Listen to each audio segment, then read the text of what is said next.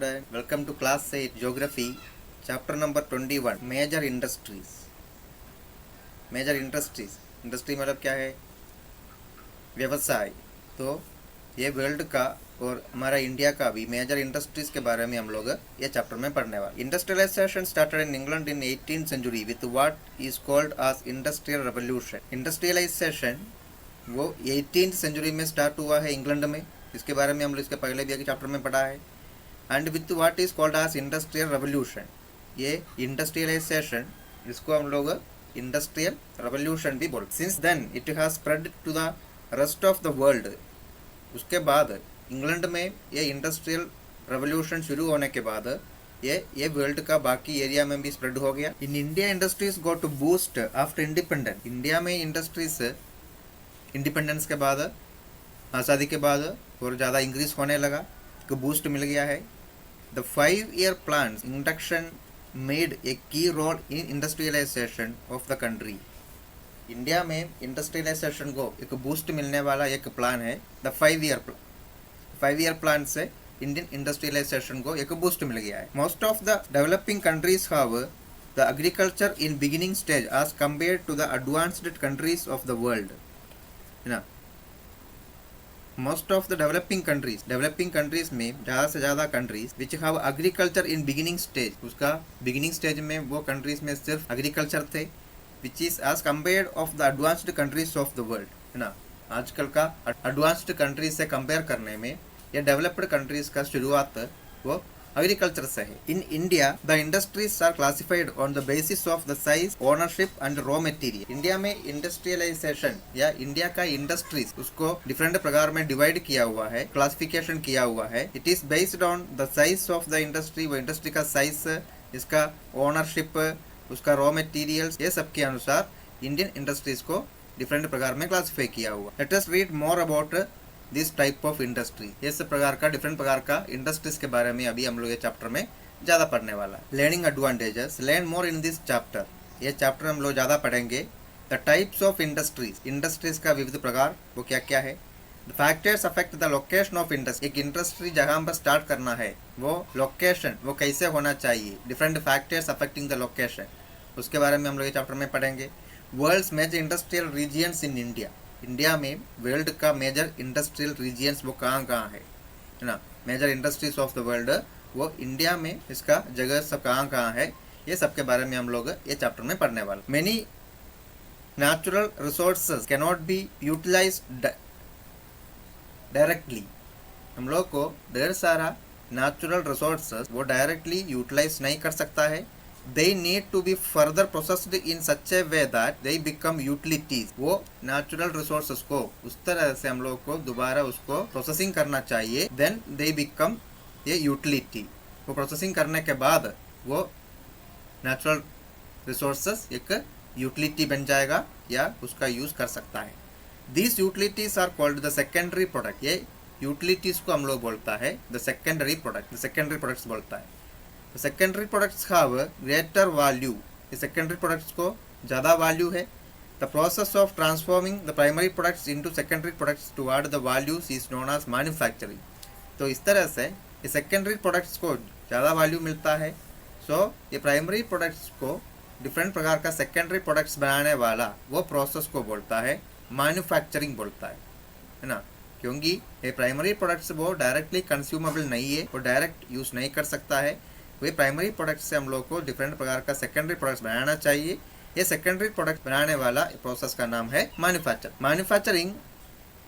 It makes the materials ready to be used by human. Manufacturing से हम लोग को वो मटेरियल्स मिलता है वो ह्यूमन के लिए डायरेक्ट यूज कर सकता है, ह्यूमन के लिए यूजेबल है, यूज करने के लिए रेडी वाला वो मटेरियल्स हम लोग मैन्युफैक्चरिंग प्रोसेस के बाद बनाता है। It is an economic activity what creates things out of the natural resource. इसलिए ये मैन्युफैक्चरिंग मीन्स वो एक इकोनॉमिक एक्टिविटी है। वो हम लोग डिफरेंट प्रकार का नेचुरल रिसोर्सेज से अलग अलग यूजफुल थिंग्स को बनाता है, इसलिए वो एक इकोनॉमिक एक्टिविटी है। उसी से ह्यूमन बींग्स को इनकम मिलता है। Thus it is the secondary sector that takes products from the primary sector as raw materials to make finished good। इसलिए ये एक सेकेंडरी सेक्टर है। ये मैन्युफैक्चरिंग प्रोसेस वो एक सेकेंडरी सेक्टर है which takes product from the primary sector.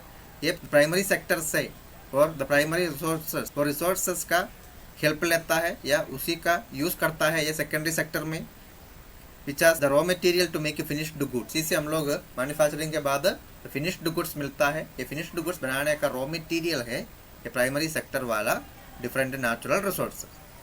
For example, the textile industry uses the cotton fiber as natural material to make cotton fabric and wool from sheep to make woolen cloth, है ना। Example के लिए देखिए, textile industry, the cloth industry, it uses the cotton fibre as raw material, वहां पर raw material के रूप में हम लोग कॉटन फाइबर को यूज करता है, एंड वूल फ्रॉम शीप, ना, वूल भी यूज करता है। ये दोनों रॉ मटेरियल है।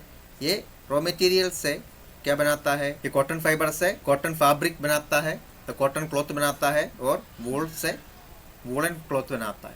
तो ये एक सेकेंडरी प्रोडक्ट है। तो कॉटन फैब्रिक के वूलन क्लॉथ ये दोनों सेकेंडरी प्रोडक्ट में आता है। उसी के लिए यूज करने वाला प्राइमरी प्रोडक्ट्स क्या है या द प्राइमरी रिसोर्सेस क्या है, वो कॉटन एंड वूल है। The next, different types of industry.